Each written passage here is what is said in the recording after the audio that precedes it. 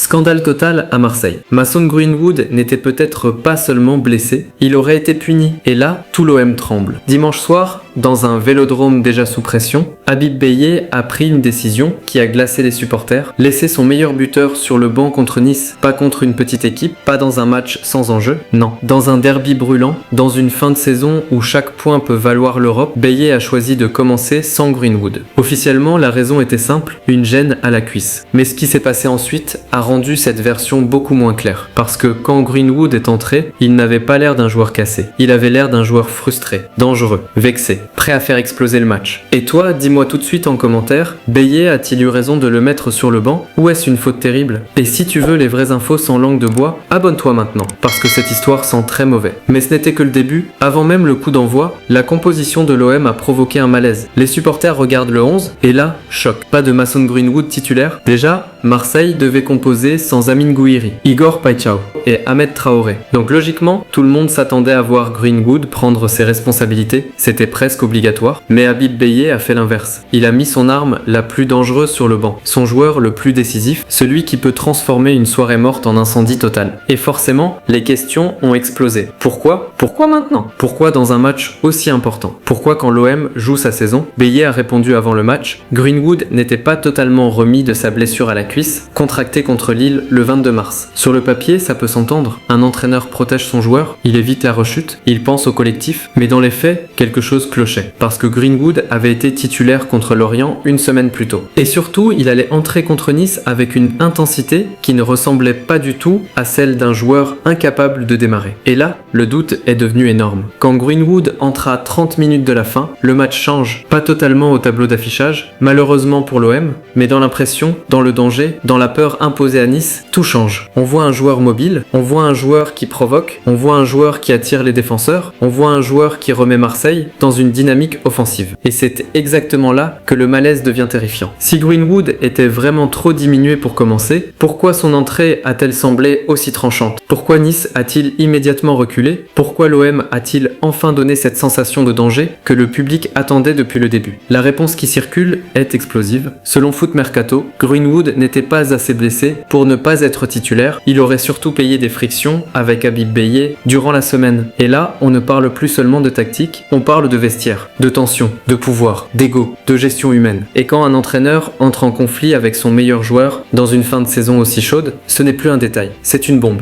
Et cette bombe a explosé au pire moment. Habib Beye n'est pas un entraîneur qui subit, il veut contrôler, il veut imposer son autorité, il veut que tout le monde entre dans son cadre. Et sur le principe, c'est respectable. Un vestiaire ne doit pas devenir une jungle, même une star doit respecter les règles. Mais le problème, c'est le timing. Punir Greenwood, si c'est bien ce qui s'est passé, dans un match décisif contre Nice, c'est un choix brutal, presque suicidaire, parce que l'OM n'avait pas le luxe de faire des expériences. L'OM n'avait pas le luxe de se priver de son meilleur buteur. L'OM n'avait pas le luxe de transformer un derby en démonstration d'autorité, et c'est là que les supporters deviennent fous, parce qu'ils ne jugent pas seulement la décision, ils jugent le résultat. Et le résultat est honteux pour Marseille, 1-1 à domicile, 2 points perdus, et une Ligue des Champions qui s'éloigne dangereusement. Ojbey avait pourtant ouvert le score, le Vélodrome pensait respirer, Marseille pensait tenir une victoire capitale. Mais à la fin, tout s'est effondré. Penalty pour Nice, 1-1, silence glacial, colère énorme et une seule question. Avec Greenwood dès le début, l'OM aurait-il gagné? Personne ne peut le prouver, mais tout le monde y pense. Et c'est précisément ça qui rend l'affaire effrayante. Dans un grand club, les tensions existent toujours. Mais quand elles deviennent visibles, c'est dangereux, très dangereux, parce que les adversaires le sentent. Les supporters le sentent, les médias le sentent, et surtout, les joueurs le sentent. Greenwood n'est pas un joueur banal dans cet OM. Il est au centre du projet offensif. Il marque, il attire, il fait peur. Même quand il est critiqué pour son travail défensif, son poids offensif reste immense. Et Beye lui-même avait déjà reconnu qu'avec un joueur comme lui, il faut parfois accepter un certain déficit défensif à cause de ce qu'il apporte devant. Donc aujourd'hui, la vraie question est simple, Beye veut-il construire autour de Greenwood ou le recadrer publiquement? Parce que si l'entraîneur gagne son bras de fer, il renforce son autorité, mais s'il le perd, il peut perdre bien plus qu'un match. Il peut perdre son vestiaire, et dans une ville comme Marseille, quand le vestiaire commence à fissurer, tout devient incontrôlable. Les supporters n'ont pas oublié les saisons chaotiques, les promesses brisées, les fins de championnat gâchées, et là, ils voient leur équipe glisser au moment le plus important. Ils voient Lille et Lyon devant. Ils voient l'Europe devenir floue. Ils voient leurs meilleurs joueurs sur le banc, et ils explosent. Mais le plus grave arrive maintenant, Habib Beye n'a plus le droit à l'erreur. 3 matchs, 3 finales,